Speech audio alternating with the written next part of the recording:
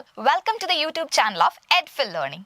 അപ്പോൾ നമ്മൾ ഇന്ന് ഈ ക്ലാസ്സിൽ ഡിസ്കസ് ചെയ്യുന്നത് കേടെറ്റ് കാറ്റഗറി 3 ഫിസിക്കൽ സയൻസിൽ ചോദിക്കാറുള്ള ഒരു ഏരിയ ആണ് എന്ത് പീരിയോഡിക് ട്രെൻഡ്സ് എന്ന് പറയുന്ന ഏരിയ. അപ്പോൾ ആ ഏരിയ ആണ് നമുക്ക് ഇന്ന് എന്ത് ചെയ്യാനുള്ളത്, ഡിസ്കസ് ചെയ്യാനുള്ളത്. എഡ്ഫിലിന്റെ യൂട്യൂബ് ചാനലിൽ എല്ലാ സബ്ജക്റ്റിലും ഇതുപോലത്തെ ഓരോ വീഡിയോസ് ക്ലാസ് ആയിട്ട് റെക്കോർഡ് ചെയ്തിട്ട് നമ്മൾ അപ്ലോഡ് ചെയ്യാറുണ്ട്.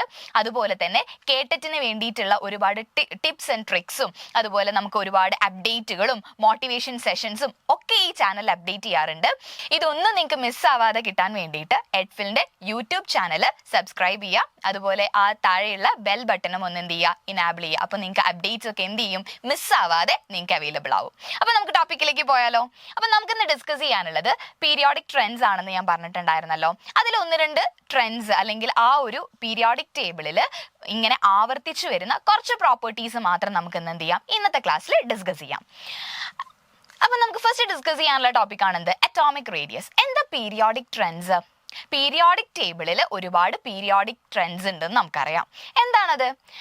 ഓരോ പ്രോപ്പർട്ടീസും നമ്മുടെ പീരിയോഡിക് ടേബിളിലുള്ള എല്ലാ എലമെന്റിന്റെ പ്രോപ്പർട്ടീസും ഒരു പീരീഡിൽ വെച്ചിട്ട് എന്ത് ചെയ്യുന്നുണ്ട്, ഒരു പീരിയോഡിക് ആയിട്ട് ഇങ്ങനെ ആവർത്തിച്ചുകൊണ്ടിരിക്കുന്നുണ്ട്, ഒരു ക്രമാവർത്തനമുണ്ട്. അതിനെയാണ് നമ്മൾ എന്ത് വിളിക്കുന്നത്, പീരിയോഡിക് ട്രെൻഡ്സ് എന്ന് വിളിക്കുന്നത്. അതായത് atomic radius, ionic radius, ionisation enthalpy, electron gain enthalpy എന്നൊക്കെ പറഞ്ഞ ഒരുപാട് പ്രോപ്പർട്ടീസ് ഉണ്ട് നമ്മുടെ എലമെന്റുകൾക്ക്. ഇതൊക്കെ ഓരോ പെർട്ടിക്കുലർ ഇന്റർവെല്ലിൽ വെച്ചിട്ട് ആവർത്തിക്കുന്നുണ്ട്. അല്ലെങ്കിൽ ഒന്നുകിൽ ഇൻക്രീസിങ് ഓർഡർ അല്ലെങ്കിൽ ഡിക്രീസിങ് ഓർഡർ, അങ്ങനെയുള്ള ഒരുപാട് പ്രോപ്പർട്ടീസ് എന്ത് കാണിക്കുന്നുണ്ട്, നമ്മുടെ പീരിയോഡിക് ടേബിളിൽ എലമെന്റ്സ് കാണിക്കുന്നുണ്ട്. ആ ഒരു ട്രെൻഡ്സിന്റെ ആ ഒരു ക്രമാവർത്തനത്തിനെയാണ് നമ്മൾ എന്ത് വിളിക്കുന്നത്, പീരിയോഡിക് ട്രെൻഡ്സ് എന്ന് വിളിക്കുന്നത്. അതിലെ ഫസ്റ്റ് പ്രോപ്പർട്ടി ആണ് എന്ത്, അറ്റോമിക് റേഡിയസ് എന്ന് പറയുന്നത്. അപ്പൊ അതിനു മുന്നേ എന്താണ് അറ്റോമിക് റേഡിയസ് എന്ന് നമുക്ക് നോക്കണം. അറ്റോമിക് റേഡിയസ് എന്ന് പറഞ്ഞാൽ എന്ത് തന്നെയാ, ആറ്റത്തിന്റെ റേഡിയസ്. അപ്പൊ ഇത്രയും ചെറിയ ആറ്റത്തിനെ നമുക്ക് അങ്ങനെ ഒരു അളന്ന് സ്കെയിൽ വെച്ചിട്ട് മെഷർ ചെയ്യാൻ പറ്റുമോ? ഇല്ല. അപ്പൊ അതിന് നമ്മൾ കൺസിഡർ ചെയ്യുന്ന മെത്തേഡ് എന്താണ്, നമ്മൾ എന്താ കൺസിഡർ ചെയ്യുന്നത്, നമ്മുടെ ന്യൂക്ലിയസിന്റെ സെന്ററിൽ നിന്ന് ആ ഒരു ഇലക്ട്രോൺ ഉള്ള ഷെൽ, അതായത് ഔട്ടർ മോസ്റ്റ് ഷെല്ലിലേക്കുള്ള ഡിസ്റ്റൻസിനെയാണ് നമ്മൾ എന്ത് വിളിക്കുന്നത്, അറ്റോമിക് റേഡിയസ് എന്ന് വിളിക്കുന്നത്. ന്യൂക്ലിയസിന്റെ സെന്ററിൽ നിന്ന് ആ ഔട്ടർ മോസ്റ്റ് ഷെല്ലിലേക്കുള്ള ഡിസ്റ്റൻസിനെയാണ് നമ്മൾ എന്ത് വിളിക്കുക, അറ്റോമിക് റേഡിയസ് എന്ന് വിളിക്കാം. നമുക്കറിയാം ഓരോ ഇത്രയും മൈന്യൂട്ട് ആയിട്ടുള്ള ഓരോ ആറ്റത്തിനെയും എടുത്തിട്ട് അതിന്റെ റേഡിയസ് നമുക്ക് എന്ത് ചെയ്യാൻ പറ്റില്ല, അളക്കാൻ പറ്റില്ല. അത്രയും മൈക്രോസ്കോപ്പിക് ആയിട്ടുള്ള പാർട്ടിക്കിൾസ് ആണ് എന്ത്, ആറ്റം എന്ന് പറയുന്നത്. അപ്പം നമ്മൾ ഇത് റെപ്രസെന്റ് ചെയ്യാൻ വേണ്ടിയിട്ട് ഒരുപാട് മെത്തേഡ്സ് കൊണ്ടുവന്നിട്ടുണ്ട്. അതിൽ ഒന്നാമത്തതാണ് കോവാലന്റ് റേഡിയസ്. അപ്പൊ അറ്റോമിക് റേഡിയസ് എക്സ്പ്രസ് ചെയ്യാൻ വേണ്ടിയിട്ട് നമ്മൾ ഉപയോഗിക്കുന്ന മെത്തേഡുകളാണ്. ഒന്നാമത്തത് കോവാലന്റ് റേഡിയസ്. അറ്റോമിക് റേഡിയസ് പറയാൻ വേണ്ടി നമ്മൾ യൂസ് ചെയ്യുന്ന ഒരു മെത്തേഡാണ്, അല്ലെങ്കിൽ ഫോളോ ചെയ്യുന്ന മെത്തേഡാണ് എന്ത്, കോവാലന്റ് റേഡിയസ്. രണ്ടാമത്തതാണെന്ത്, മെറ്റാലിക് റേഡിയസ്. മൂന്നാമത്തതാണ് വാൻ ഡെർ വാൾസ് റേഡിയസ്. അപ്പൊ ഇത് മൂന്നും എന്താന്ന് നമുക്ക് നോക്കാം. കോവാലന്റ് റേഡിയസ്, അപ്പൊ ആ പേരിൽ തന്നെ ഉണ്ട് അല്ലേ, കോവാലന്റ്. നമുക്ക് ഒരു പരിചയം ഉണ്ടല്ലോ, കോവാലന്റ് ബോണ്ട് എന്ന് പറയുന്ന സംഭവം നമുക്കറിയാലോ. അപ്പൊ കോവാലന്റ് റേഡിയസ് നമ്മൾ എന്തായിട്ടാണ് എടുക്കുന്നത്, അതായത് രണ്ട് കോവാലന്റ്ലി ബോണ്ടഡ് ആയിട്ടുള്ള രണ്ട് നോൺ മെറ്റൽസിനെ എടുക്കാം. അതായത് കോവാലന്റ് ബോണ്ടുള്ള നോൺ മെറ്റലുകളെ കൺസിഡർ ചെയ്തിട്ട്, ഇപ്പം രണ്ട് ആറ്റങ്ങൾ ഉണ്ട്, അവർ കോവാലന്റ്ലി ബോണ്ടഡ് ആണ്. നമുക്കറിയാം എന്താണ് എന്താ കോവാലന്റ് ബോണ്ടിങ് എന്ന് പറഞ്ഞു കഴിഞ്ഞാൽ, ഓർബിറ്റൽസ് തമ്മിൽ ഓവർലാപ്പ് ചെയ്യുന്ന ബോണ്ടാണ് എന്ത്, കോവാലന്റ് ബോണ്ട് എന്ന് പറയുന്നത്. ഇലക്ട്രോണിനെ ഷെയർ ചെയ്തിട്ടുണ്ടാവുന്ന ബോണ്ടാണ് എന്ത്, കോവാലന്റ് ബോണ്ട്. അപ്പൊ അങ്ങനെ കോവാലന്റ്ലി ബോണ്ടഡ് ആയിട്ടുള്ള രണ്ട് നോൺ മെറ്റൽസിനെ കൺസിഡർ ചെയ്താൽ അവരുടെ ഈ രണ്ട് ന്യൂക്ലിയസുകളുടെ ഇടയിലുള്ള ഡിസ്റ്റൻസിന്റെ പകുതിയെ വിളിക്കുന്ന പേരാണെന്ത്, കോവാലന്റ് റേഡിയസ്. മനസ്സിലാക്കണം, കോവാലന്റ്ലി ബോണ്ടഡ് ആയിട്ടുള്ള രണ്ട് നോൺ മെറ്റൽസിന്റെ രണ്ട് ന്യൂക്ലിയസുകളുടെ, അതായത് രണ്ടിന്റെയും സെന്ററുകൾ തമ്മിലുള്ള ഡിസ്റ്റൻസിന്റെ പകുതിയെ വിളിക്കുന്ന പേരാണെന്ത്, കോവാലന്റ് റേഡിയസ്.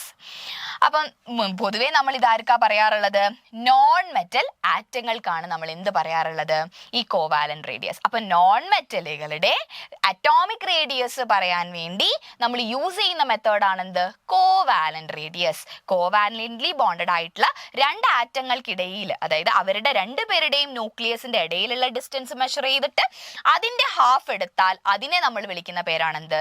Covalent radius. ഇനി എന്താണ് മെറ്റാലിക് റേഡിയസ്? ഇതും ഹാഫ് തന്നെയാണ് എടുക്കുന്നത്. പക്ഷെ എന്താണ്, ഒരു മെറ്റൽ ക്രിസ്റ്റലിന്റെ ഉള്ളിലുള്ള രണ്ട് മെറ്റാലിക് അയോണുകളുടെ ന്യൂക്ലിയസിന്റെ ഇടയിലുള്ള ഡിസ്റ്റൻസാ. നേരത്തെ കോവാലന്റ്ലി ബോണ്ടഡ് ആയിട്ടുള്ള ആറ്റങ്ങളായിരുന്നെങ്കിൽ ഇതെന്താ? രണ്ട് മെറ്റാലിക് അയോണുകളുടെ രണ്ടെണ്ണം അടുത്തുണ്ട്, അതായത് അവർ ബോണ്ടഡ് ഒന്നും അല്ല, പക്ഷെ അവർ വളരെ ഇങ്ങനെ തൊട്ട് തൊട്ട് നിൽക്കുന്നുണ്ട്, രണ്ട് മെറ്റാലിക് അയോണുകൾ. ആ രണ്ടെണ്ണത്തിന്റെയും ന്യൂക്ലിയസിന്റെ ഇടയിലുള്ള ഡിസ്റ്റൻസ് അതിന്റെ പകുതി, അതാണെന്ത്? Metallic radius.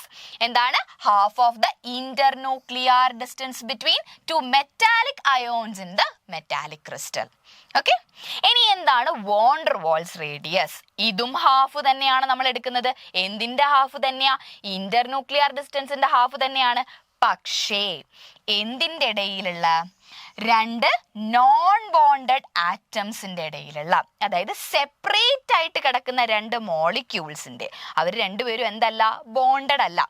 അവരുടെ ഇടയിലുള്ള ഇയാളുടെയും ന്യൂക്ലിയസിന്റെ ഡിസ്റ്റൻസ് മെഷർ ചെയ്യുക, അതിന്റെ പകുതിയാണ് എന്ത്? Van der Waals radius.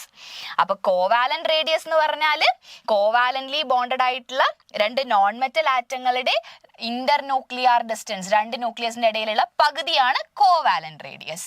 Metallic radius എന്താ? രണ്ട് മെറ്റാലിക് അയോണുകളുടെ, അതായത് ഒരു മെറ്റൽ ക്രിസ്റ്റലിലുള്ള മെറ്റാലിക് അയോണുകളുടെ രണ്ടിന്റെയും ന്യൂക്ലിയസിന്റെ ഡിസ്റ്റൻസ്, അതാണ് ഇന്റർന്യൂക്ലിയർ ഡിസ്റ്റൻസ്, അതിന്റെ പകുതിയാണ് മെറ്റാലിക് റേഡിയസ്. ഇനി എന്താ വോൺ ഡെർ വാൾ റേഡിയസ്? ഇവർ രണ്ടുപേരും തമ്മിൽ ഒരു ബന്ധവും ഇല്ല, ഇവരെന്താണ്? നോൺ ബോണ്ടഡ് ആണ്. അതിന്റെ ഇന്റർന്യൂക്ലിയർ ഡിസ്റ്റൻസ് കാൽക്കുലേറ്റ് ചെയ്യുക, അതിന്റെ പകുതി എടുത്താൽ അതിനെ വിളിക്കുന്ന പേരാണെന്ത്? Van der Waals radius. Okay, ഇനി അറ്റോമിക് റേഡിയസ് നമ്മൾ നോർമലി പറയാറുള്ളത് ഒന്നുകിൽ പൈക്കോമീറ്ററിലോ അല്ലെങ്കിൽ ആങ്സ്ട്രോം എന്ന് പറയുന്ന യൂണിറ്റിലോ ആണ് പറയാറുള്ളത്. നമുക്കറിയാം എത്രയാണ് ഒരു പൈക്കോമീറ്റർ? 10⁻⁻12 മീറ്റർ. എത്രയാണ് ഒരു angstrom?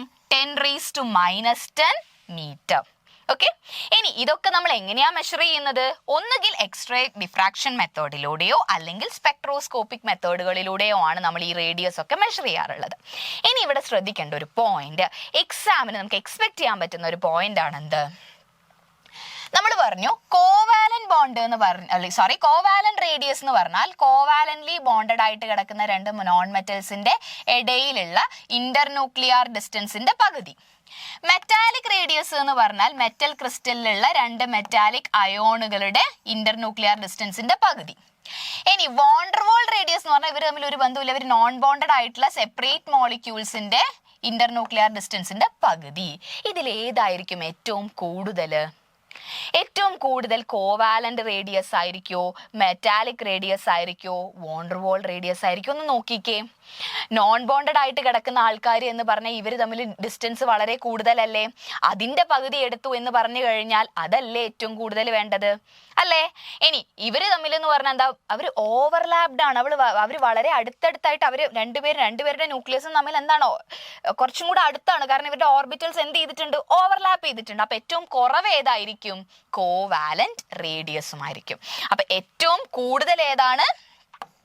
Von der Waal radius ആയിരിക്കും ഏറ്റവും കൂടുതൽ. പിന്നെ ഏത് റേഡിയസ് ആയിരിക്കും? Metallic radius. പിന്നെയോ ഏറ്റവും റേഡിയസ് കുറവ് ഏതായിരിക്കും? കോവാലന്റ്. ഇത് ഒന്ന് ഓർത്ത് വെക്കണം, ചോദിക്കാം. വോൺ ഡെർ വാൾ റേഡിയസ് ആണ് ഏറ്റവും കൂടുതൽ, ഏറ്റവും കുറവ് ഏതാണ്? Covalent radius. നടുക്കാടാര്? മെറ്റാലിക് റേഡിയസ് ഉള്ളത്. ഇനി ഈ അറ്റോമിക് റേഡിയസ് ഒക്കെ എങ്ങനെയാണ് നമ്മുടെ ഗ്രൂപ്പിലും പീരീഡിലും വേരി ചെയ്യുന്നത്? അതാണല്ലോ നമ്മുടെ പീരിയോഡിക് ട്രെൻഡ് എന്ന് പറയുന്നത്. ഗ്രൂപ്പിൽ എങ്ങനെയാണ്? കൂടുകയാണോ കുറയാണോ? അല്ലെങ്കിൽ പീരീഡിൽ എങ്ങനെയാണ്? കൂടുകയാണോ കുറയാണോ എന്ന് പറയുന്നതിനെയാണ് നമ്മൾ എന്ത് വിളിക്കുക? പീരിയോഡിക് ട്രെൻഡ് എന്ന് വിളിക്കുക. അപ്പം അറ്റോമിക് സൈസ് എങ്ങനെയാണ് നമുക്ക് അറിയാം അല്ലേ? Atomic size left to right, പീരീഡിൽ ഇടത്ത് നിന്ന് വലത്തോട്ട് എന്താ ചെയ്യുന്നത്? കുറഞ്ഞു വരികയാണ്. ലെഫ്റ്റ് ടു റൈറ്റ് എന്താണ്? കുറഞ്ഞു വരികയാണ്. ഇനി ഗ്രൂപ്പിൽ താഴേക്കോ? കൂടി കൂടി കൂടി വരികയാണ്. കൂടി വരികയാണ്. അപ്പൊ അറ്റോമിക് റേഡിയസ് എന്ന് പറഞ്ഞാൽ പീരീഡിൽ ലെഫ്റ്റ് ടു റൈറ്റ് കുറഞ്ഞും ഗ്രൂപ്പിൽ താഴേക്ക് എന്താണ് കൂടിയും വരുന്നു. ഇതിനുള്ള റീസൺ എന്താണ്? അപ്പൊ നമുക്ക് ഇതിന്റെ റീസൺ ഒന്ന് നോക്കിയാലോ. ഇനി ഇപ്പം നമുക്ക് ഒരു എക്സാമ്പിൾ എടുക്കാം. സോഡിയം, പൊട്ടാസ്യം അല്ലെങ്കിൽ ലിത്യം, സോഡിയം, പൊട്ടാസ്യത്തിന് എക്സാമ്പിൾ നോക്കാം. ലിത്യത്തിന്റെ അറ്റോമിക് നമ്പർ എത്രയാണ്? 3 ആണ്. സോഡിയം എത്രയാണ്? 11 ആണ്. പൊട്ടാസ്യം എത്രയാണ്? 19 ആണ്. അപ്പൊ നമുക്ക് ഇലക്ട്രോണിക് കോൺഫിഗറേഷൻസ് അറിയാം. 1s2 2s1. സോഡിയം ആണെങ്കിലോ subshell electronic configuration 1s2 2s2 2p6 3s1. ഇനി പൊട്ടാസ്യം ആണെങ്കിലോ 1s2 2s2 2p6 3s2 3p6 4s1 അല്ലേ? നോക്കിക്കേ, ലിത്യത്തിന് എത്ര ഷെല്ലുണ്ട്? നമ്മൾ ഷെല്ല് നോക്കാൻ ഏത് നമ്പറാണ് നോക്കാറുള്ളത്? മുന്നിലെ നമ്പർ അല്ലേ? അല്ലേ? ലിത്യത്തിന് 1 2 ഷെല്ലുണ്ട്. സോഡിയത്തിന് എത്ര ഷെല്ലുണ്ട്? 1 2 3 ഷെല്ലുണ്ട് അല്ലെ? മുന്നിലെ നമ്പർ നോക്കുക, അതിൽ ഏറ്റവും വലിയ സംഖ്യ ആയിരിക്കും ഷെല്ലിന്റെ എണ്ണം. ഇനി പൊട്ടാസ്യത്തിന് എത്ര ഷെല്ലുണ്ട്? 1 2 ഏറ്റവും വലിയ സംഖ്യ 3 ആണോ? അല്ല, 4 ആണ്. എത്ര ഷെല്ലുണ്ട്? 4. നോക്കിക്കേ, ഗ്രൂപ്പിൽ മുകളിൽ നിന്ന് താഴേക്ക് വരുമ്പോൾ എന്തിന്റെ എണ്ണം കൂടുന്നു? ഷെല്ലിന്റെ എണ്ണം കൂടുന്നു. അതായത് ലിത്യത്തിന് 2 ഷെല്ലായിരുന്നു. സോഡിയം എത്തിയപ്പോൾ എത്ര ഷെല്ലായി? 3 ഷെല്ലായി. പൊട്ടാസ്യം ആയപ്പോഴോ 4 ഷെല്ലായി. നോക്കിക്കേ, ഷെല്ലിന്റെ എണ്ണം വർദ്ധിക്കുന്നുണ്ട് അല്ലെ ഗ്രൂപ്പിൽ താഴേക്ക് വരുന്തോറും. അപ്പൊ തന്നെ നമുക്കറിയാം വലിപ്പം ഇങ്ങനെ കൂടി വരുന്നുണ്ട്.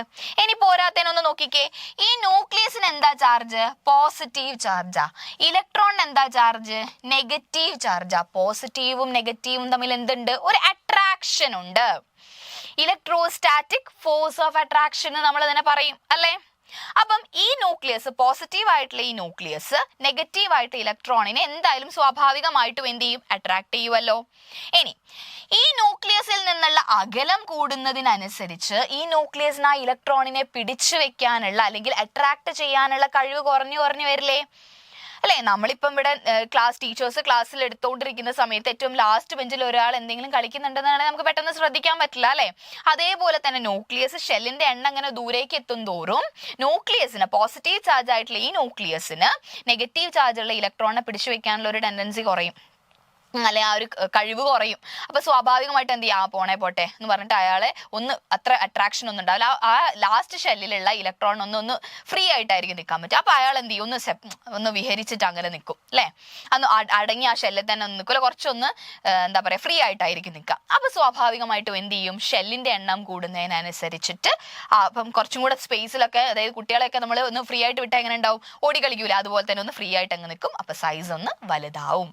അപ്പൊ ഗ്രൂപ്പിൽ താഴേക്ക് വരുംതോറും എന്തൊക്കെ കൊണ്ടാണ് സൈസ് കൂടാൻ, അറ്റോമിക് റേഡിയസ് കൂടാനുള്ള കാരണം? ഒന്ന്, ഷെല്ലിന്റെ എണ്ണം വർദ്ധിക്കുന്നുണ്ട്. പിന്നെ എന്താ? ആ ഷെല്ലിന്റെ എണ്ണം വർദ്ധിക്കുന്നതുകൊണ്ട് തന്നെ ന്യൂക്ലിയസിന് ഏറ്റവും പുറത്തുള്ള ഷെല്ലിലുള്ള ഇലക്ട്രോണിനെ അട്രാക്ട് ചെയ്ത് പിടിക്കാനുള്ള കഴിവ് കുറയുന്നു. ഇനി നമുക്ക് പീരീഡിൽ നോക്കിയാലോ. പീരീഡിൽ ഞാൻ പറഞ്ഞു എന്താണ്? അറ്റോമിക് റേഡിയസ് എന്താ ചെയ്യുന്നത്? കുറഞ്ഞു വരിക എന്ന് പറഞ്ഞു അല്ലേ? ഓക്കെ, അപ്പൊ നമുക്ക് ജസ്റ്റ് ഒന്ന് നോക്കാം. ബോറോൺ 5 ആണ് അറ്റോമിക് നമ്പർ. അതേ പീരീഡിൽ തന്നെ തൊട്ടടുത്തുള്ള ആളാണ് ആര്? കാർബൺ. അതേ പീരീഡിൽ തന്നെ തൊട്ടടുത്തുള്ള ആളാണ് ആര്? നൈട്രജൻ, ഓക്സിജൻ, അങ്ങനെ പോകുന്നു. ബോറോൺ അയാളുടെ ന്യൂക്ലിയസിന്റെ ഉള്ളിൽ എത്ര പ്രോട്ടോൺ ഉണ്ട്? 5 പ്രോട്ടോൺ ഉണ്ട്. പുറത്തോ 5 ഇലക്ട്രോൺ ഉണ്ട്. 2 ഷെല്ല് തന്നെയാ ഉള്ളത് അല്ലെ? നമ്മൾ വേണേ ഒന്ന് എഴുതി നോക്കാം. 1s2 2s2 2p1 2 shell. Carbon ആണെങ്കിലോ 1s2 2s2 2p2 2 shell. Nitrogen ആണെങ്കിലോ 1s2 2s2 2p3 2 ഷെല്ല്. നോക്കിക്കേ, ഇനിയിപ്പോ ഓക്സിജൻ ആണെങ്കിലും 1s2 2s2 2p4 ഷെല്ല് കൂടുന്നില്ല. ഷെല്ലുകളുടെ എണ്ണം കൂടുന്നില്ല, പക്ഷെ എന്ത് കൂടുന്നുണ്ട്? ഇയാൾക്ക് 5 പ്രോട്ടോൺ ആയിരുന്നു, ഇയാൾക്കോ 6 പ്രോട്ടോണായി, ഇയാൾക്കോ 7 പ്രോട്ടോണായി, ഇയാൾക്കോ 8 പ്രോട്ടോണായി. അതായത് ന്യൂക്ലിയസിന്റെ ഉള്ളിലുള്ള പ്രോട്ടോണിന്റെ എണ്ണം വർദ്ധിക്കുന്നുണ്ട്.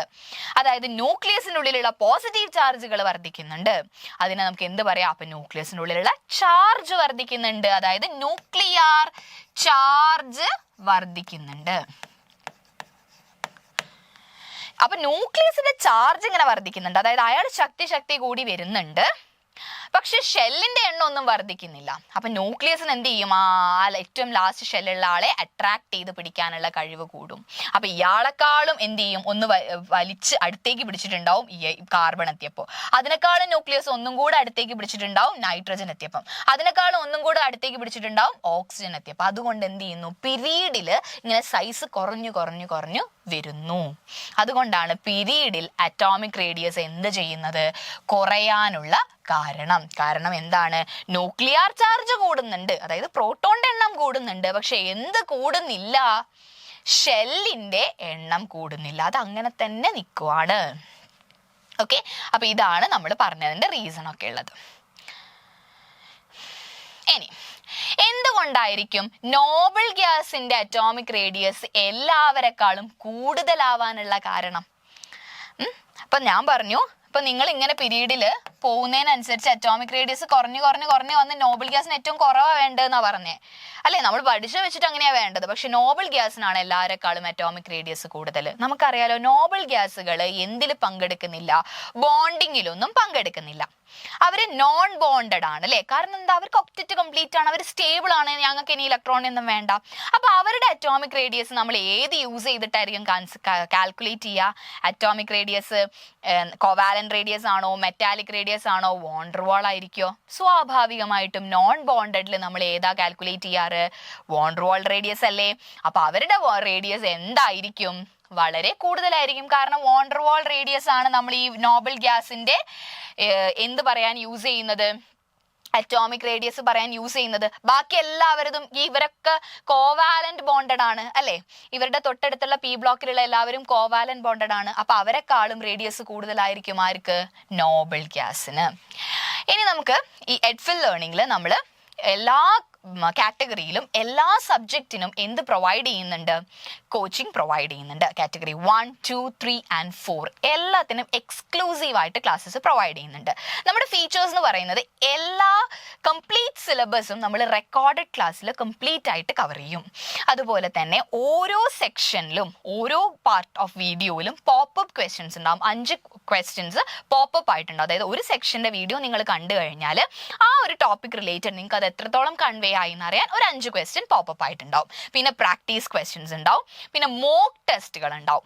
എല്ലാ സബ്ജക്റ്റിനും എന്തുണ്ടാവും? മോക്ക് ടെസ്റ്റുകൾ ഉണ്ടാവും. നിങ്ങൾ എങ്ങനെയാണോ കേട്ടറ്റിന്റെ എക്സാം പാറ്റേൺ ആ രീതിക്ക് തന്നെ എന്തുണ്ടാവും? മോക്ക് ടെസ്റ്റുകളും പ്രൊവൈഡ് ചെയ്യുന്നുണ്ട്. അതുപോലെ തന്നെ ക്വസ്റ്റ്യൻ ആൻസർ ലൈവ് സെഷൻസും, not only recorded, we provide live sessions also. ഇനി ഏറ്റവും വലിയ വേറൊരു പ്രത്യേകത എന്ന് പറയുന്നത് ഓൺലൈൻ ആപ്പ് ത്രൂ ആണ് നിങ്ങൾ പഠിക്കുന്നതെങ്കിൽ കൂടെ നിങ്ങൾക്ക് എഡ്ഫിൽ ലേണിംഗിന്റെ ഭാഗത്ത് നിന്ന് പ്രിന്റഡ് സ്റ്റഡി മെറ്റീരിയൽസ് എന്ത് ചെയ്യുന്നുണ്ട്? പ്രൊവൈഡ് ചെയ്യുന്നുണ്ട്. അത് നിങ്ങൾക്ക് നിങ്ങളുടെ അഡ്രസ്സിലോട്ട് കൊറിയർ ചെയ്ത് എത്തിക്കുന്നതായിരിക്കും.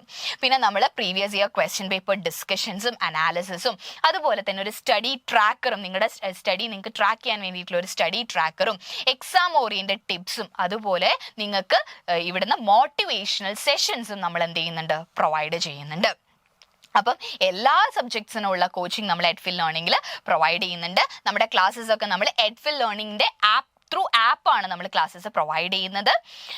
ഈ ആപ്പ് നിങ്ങൾ ആപ്പ് സ്റ്റോറിലായാലും പ്ലേ സ്റ്റോറിലായാലും നിങ്ങൾക്ക് അവൈലബിൾ ആണ്. ഇനി നിങ്ങൾക്ക് വേണമെങ്കിൽ ഈ വീഡിയോന്റെ താഴെ ഡിസ്ക്രിപ്ഷനിൽ ലിങ്ക് പ്രൊവൈഡ് ചെയ്തിട്ടുണ്ട്. നിങ്ങൾക്ക് അതിലൊന്ന് കയറി നോക്കാം. അതിൽ നിങ്ങൾക്ക് ഒരുപാട് ഫ്രീ ആയിട്ടുള്ള മോക്ക് ടെസ്റ്റ് ആയാലും ഡെമോ ക്ലാസ്സസ് ആയാലും നിങ്ങൾക്ക് അതിൽ പ്രൊവൈഡ് ചെയ്തിട്ടുണ്ട്. അതിൻ്റെ ലിങ്ക് ഡിസ്ക്രിപ്ഷനിൽ ഉണ്ടാവും. അല്ലെങ്കിൽ ആപ്പ് സ്റ്റോറിലായാലും പ്ലേ സ്റ്റോറിലായാലും നിങ്ങൾക്ക് എഡ്ഫിൽ ലേണിംഗ് ആപ്പ് എന്ന് സെർച്ച് ചെയ്ത് കഴിഞ്ഞാൽ നിങ്ങൾക്ക് ആപ്പ് അവൈലബിൾ ആയിരിക്കും. ഓക്കെ, അപ്പം ഇനി അടുത്തതാണ് നമുക്ക് പറയാനുള്ളത് എന്താണ്? Ionic radius. എന്തായിരിക്കും അയോണിക് റേഡിയസ്? അയോണിക് റേഡിയസ്, അയോണുകളുടെ ഇടയിലുള്ള റേഡിയസ് എന്ന് പറയുന്നതാണ് എന്ത്?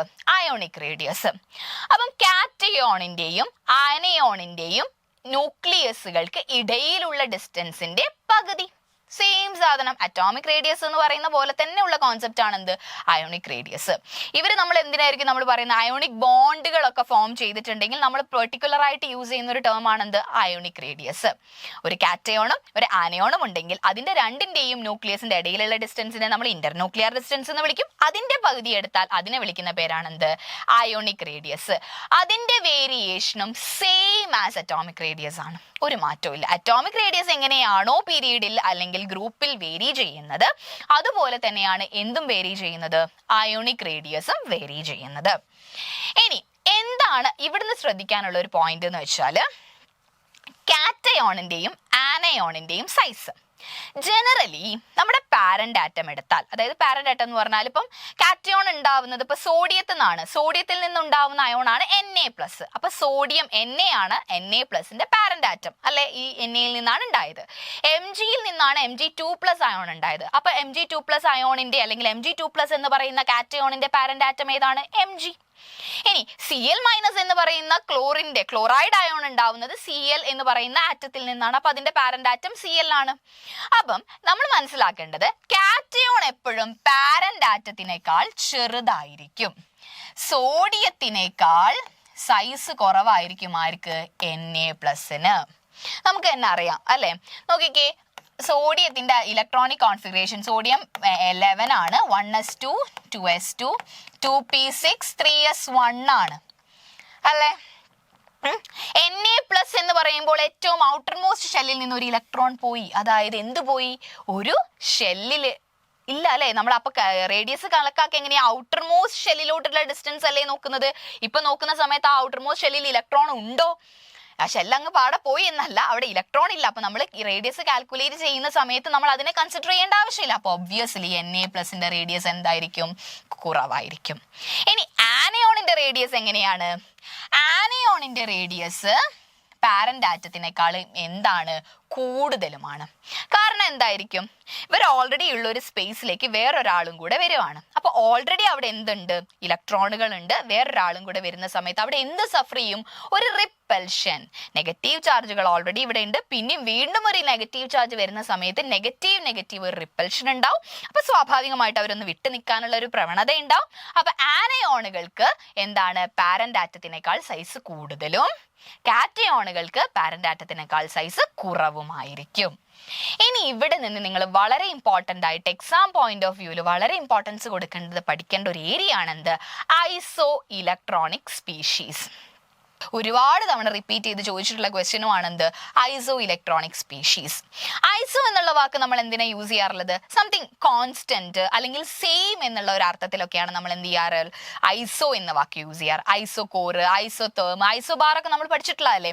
സെയിം കോൺസ്റ്റന്റ് ടെമ്പറേച്ചറിൽ വരയ്ക്കുന്നത് ഐസോതേം, കോൺസ്റ്റന്റ് പ്രഷറിൽ വരയ്ക്കുന്നത് ഐസോബാർ, അങ്ങനെ. അപ്പൊ ഐസോ ഇലക്ട്രോണിക് സ്പീഷീസ് എന്തായിരിക്കും? സെയിം എണ്ണം ഇലക്ട്രോൺ ഉള്ള സ്പീഷീസ്, അതാണെന്ത്? ഐസോ ഇലക്ട്രോണിക് സ്പീഷീസ്. അതെങ്ങനെയാ സെയിം എണ്ണ ഇലക്ട്രോൺസ് വരിക? അല്ലെ? നമ്മൾ ഇവിടെ ആരെ പറ്റിയാ പറയുന്നത്? അയോണുകളെ പറ്റിയാ പറയുന്നത്. അപ്പൊ അയോണുകൾ എങ്ങനെ ഉണ്ടാവും? ഇലക്ട്രോൺ കൊടുത്തിട്ടുണ്ടാവാം, ഇലക്ട്രോൺ വാങ്ങിയിട്ടുണ്ടാവാം. ഇലക്ട്രോൺ കൊടുത്താൽ കാറ്റയോൺ, ഇലക്ട്രോൺ വാങ്ങിയാൽ ആനയോൺ. അപ്പൊ നിങ്ങളൊന്ന് ഇതിലേക്ക് നോക്കിക്കേ. O2- അല്ലെ? ഓക്സിജന്റെ അറ്റോമിക് നമ്പർ 8 അല്ലെ? അതിലേക്ക് 2 ഇലക്ട്രോൺ വന്നു. 2- എന്ന് പറഞ്ഞാൽ 2 ഇലക്ട്രോണും കൂടെ വന്നു. അപ്പോൾ എത്രയായി ഇലക്ട്രോണിന്റെ എണ്ണം? 10 ഇലക്ട്രോൺ ആയോ? ആയി. ഇനി F-, ഫ്ലൂറിന്റെ അറ്റോമിക് നമ്പർ എത്രയാ? 9. അതിലേക്ക് 1 ഇലക്ട്രോണും കൂടെ വന്നു. അപ്പൊ ഇലക്ട്രോണിന്റെ എണ്ണം എത്രയായി? 10 ഇലക്ട്രോൺ. ഇനി നിയോൺ ഓൾറെഡി എത്രയാ അറ്റോമിക് നമ്പർ? 10 ആണ്. അപ്പൊ 10 ഇലക്ട്രോൺ. ഇനി Na+, സോഡിയം എത്രയാ അതിന്റെ അറ്റോമിക് നമ്പർ? 11 ആയിരുന്നു. Na+ എന്ന് പറഞ്ഞാൽ ഒരു ഇലക്ട്രോണിനെ വിട്ടുകൊടുത്തു. അപ്പൊ എത്ര ഇലക്ട്രോൺ ആയി? 10 ഇലക്ട്രോൺ. 11ൽ 1 കുറഞ്ഞു. ഇനി മെഗ്നീഷ്യം 2+ എന്ന് പറഞ്ഞാലോ? Mg2+. മെഗ്നീഷ്യത്തിന്റെ അറ്റോമിക് നമ്പർ ശരിക്കും എത്രയാ? 12. അതിൽ നിന്ന് 2 ഇലക്ട്രോണിനെ കൊടുത്തു. പ്ലസ് എന്ന് പറഞ്ഞാൽ കൊടുത്തു എന്നല്ല അർത്ഥം. അപ്പൊ 12 - 2 എത്രയാ? 10 ഇലക്ട്രോൺ. നോക്കിക്കേ, എല്ലാവർക്കും എത്ര ഇലക്ട്രോണാ? 10 ഇലക്ട്രോൺ. അങ്ങനെ അയോണിക് സ്പീഷീസുകൾക്ക് സെയിം നമ്പർ ഓഫ് ഇലക്ട്രോൺ ആണെങ്കിൽ അതിനെ നമ്മൾ വിളിക്കുന്ന പേരാണ് ഐസോ ഇലക്ട്രോണിക് സ്പീഷീസ്. അപ്പൊ നിങ്ങൾക്ക് കുറെ മോളിക്യൂൾസ് തരും, എന്നിട്ട് ഇതിൽ ഐസോ ഇലക്ട്രോണിക് സ്പീഷീസ് ഏതാന്ന് പിക്ക് ചെയ്യാനുള്ള ക്വസ്റ്റ്യൻസ് വരും. അപ്പൊ നിങ്ങൾ എന്ത് ചെയ്ത് നോക്കിയാൽ മതി, എല്ലാത്തിലും ഏതിലൊക്കെയാണ് സെയിം നമ്പർ ഓഫ് ഇലക്ട്രോൺസ് നോക്കിക്കഴിഞ്ഞാൽ നിങ്ങൾക്ക് ഈസി ആയിട്ട് ഐസോ ഇലക്ട്രോണിക് സ്പീഷീസിനെ ഐഡന്റിഫൈ ചെയ്യാൻ പറ്റും. ഇനി ഇതിൽ നിന്ന് ചോദിക്കുന്ന മറ്റൊരു ചോദ്യമാണ്, ഐസോ ഇലക്ട്രോണിക് സ്പീഷീസുകളെ അതിന്റെ അറ്റോമിക് റേഡിയസിന്റെ അല്ലെങ്കിൽ അതിന്റെ സൈസിന്റെ ഇൻക്രീസിങ് ഓർഡറിലും ഡിക്രീസിങ് ഓർഡറിലും അറേഞ്ച് ചെയ്യാൻ, അല്ലെങ്കിൽ ഏതാണ് ലാർജസ്റ്റ് ഏതാണ് സ്മോളസ്റ്റ് എന്നൊക്കെ ചോദിക്കും. അപ്പൊ നമ്മൾ പഠിച്ച ഒരു കോൺസെപ്റ്റ് നമ്മൾ ഇവിടെ അപ്ലൈ ചെയ്യണം. കാറ്റയോണുകൾ എപ്പോഴും എന്തായിരിക്കും, പാരന്റ് ആറ്റത്തിനേക്കാൾ ചെറുതായിരിക്കും. ആനയോണുകൾ എപ്പോഴും എന്തായിരിക്കും, പാരന്റ് ആറ്റത്തിനേക്കാൾ വലുതായിരിക്കും. അപ്പൊ കാറ്റയോൺ എന്ന് പറഞ്ഞാൽ എന്തായിരിക്കും, ചെറുതായിക്കൊണ്ടിരിക്കും. ആനയോൺ എന്ന് പറഞ്ഞാൽ എന്തായിരിക്കും, വലുതായിക്കൊണ്ടിരിക്കും. അപ്പൊ എങ്ങനെയാ നമുക്ക് മനസ്സിലാക്കാൻ പറ്റാം, ആനയോണുകളാണ് അപ്പൊ സ്വാഭാവികമായിട്ടും വലുതെന്ന് നമുക്ക് മനസ്സിലായി. 4 എണ്ണം തന്നേൽ എന്തായാലും വലുതാരായിരിക്കും, ആനയോൺ ആയിരിക്കുമല്ലോ. അപ്പൊ ഞാൻ പറഞ്ഞിട്ടുണ്ട് ഇലക്ട്രോണുകൾ തമ്മിൽ റിപ്പൽഷൻ കൂടുമ്പോഴാണ് ആ സൈസ് വലുതാവുന്നതെന്ന്. അപ്പൊ കൂടുതൽ ഇലക്ട്രോൺ ആഡ് ആയാൽ ആ റിപ്പൽഷൻ കൂടൂലേ. അപ്പൊ ഇവിടെ ആർക്കാ കൂടുതൽ ഇലക്ട്രോൺ ആഡ് ചെയ്തത്, അല്ലെങ്കിൽ ചാർജ് ആർക്കാ കൂടുതൽ, നെഗറ്റീവ് ചാർജ് ആർക്കാ കൂടുതൽ, ഇയാൾക്കല്ലേ അല്ലെ. ഇയാൾക്ക് 2 ഇലക്ട്രോൺ വന്നു, അപ്പൊ 2 ഇലക്ട്രോണിന്റെ റിപ്പൽഷൻ ഉണ്ട്. അപ്പൊ ഇയാളായിരിക്കും എന്ത്, ഏറ്റവും വലുത്. ഇനി തൊട്ടടുത്ത് ആരായിരിക്കും, 1 ഇലക്ട്രോണിനെ വാങ്ങിയ F-. ഇനി ഇതിൽ ആരായിരിക്കും ഏറ്റവും ചെറുത് ഏറ്റവും വലുത്, ഇയാള് 1 ഇലക്ട്രോണിനെ കൊടുത്തത്, ഇയാളോ 2 ഇലക്ട്രോണിനെ കൊടുത്തു. അപ്പം 1 ഇലക്ട്രോണിനെ കൊടുത്ത ഇയാളായിരിക്കും എന്ത്, കുറച്ചും കൂടെ വലിപ്പമുള്ളത്. ഏറ്റവും ചെറുതാരായിരിക്കും, Mg2+. നോക്കിക്കേ, ഏറ്റവും കൂടുതൽ നെഗറ്റീവ് ചാർജ് ഉള്ള ആളായിരിക്കും ഏറ്റവും വലുത്, ഏറ്റവും കൂടുതൽ പോസിറ്റീവ് ചാർജ് ഉള്ള ആളായിരിക്കും ഏറ്റവും എന്ത്, സ്മോൾ. അപ്പൊ ഈസി ആയിട്ട് നിങ്ങൾക്ക് എന്ത് ചെയ്യാൻ പറ്റും, ഐഡന്റിഫൈ ചെയ്യാൻ പറ്റും. അപ്പൊ ഏറ്റവും ലാർജർ വൺ, ഐസോ ഇലക്ട്രോണിക് സ്പീഷീസിൽ ഏറ്റവും ലാർജർ വൺ എന്തായിരിക്കും, ഏറ്റവും കൂടുതൽ ഇലക്ട്രോണിനെ ആക്സെപ്റ്റ് ചെയ്ത് ഏറ്റവും കൂടുതൽ നെഗറ്റീവ് ചാർജ് വന്ന ആളായിരിക്കും എന്ത്, ഏറ്റവും ലാർജ്. ഏറ്റവും കൂടുതൽ ഇലക്ട്രോണിനെ കൊടുത്ത് ഏറ്റവും കൂടുതൽ പോസിറ്റീവ് ചാർജ് വന്ന ആളായിരിക്കും എന്ത്, ഏറ്റവും സ്മോള്. ഇത്രയുമാണ് എന്ത്, ഐസോ ഇലക്ട്രോണിക് സ്പീഷീസ്. അപ്പൊ നമ്മൾ ഇന്നത്തെ ക്ലാസ്സിൽ പീരിയോഡിക് ട്രെൻഡിൽ അറ്റോമിക് റേഡിയസും അയോണിക് റേഡിയസും ആയിരുന്നു പറയാനുണ്ടായിരുന്നത്. ഇതുപോലെ ഒരുപാട് പീരിയോഡിക് ട്രെൻഡ്സുകൾ നമുക്ക് എന്ത് ചെയ്യാനുണ്ട്, ഡിസ്കസ് ചെയ്യാനുണ്ട്. അപ്പൊ കേട്ടറ്റിന്റെ ഭാഗമായിട്ടുള്ള നമ്മുടെ കോഴ്സിൽ നമ്മൾ ഇതിനെയൊക്കെ പറ്റി ഡീറ്റെയിൽ ആയിട്ട് നമ്മുടെ ആപ്പ് ത്രൂ കോഴ്സിൽ പ്രൊവൈഡ് ചെയ്യുന്നുണ്ട്. നിങ്ങൾക്ക് താല്പര്യമുള്ളവർക്ക് എന്ത് ചെയ്യാം, ആപ്പ് പർച്ചേസ് ചെയ്യാം, കോഴ്സിൽ ജോയിൻ ചെയ്യാം. Okay, thank you.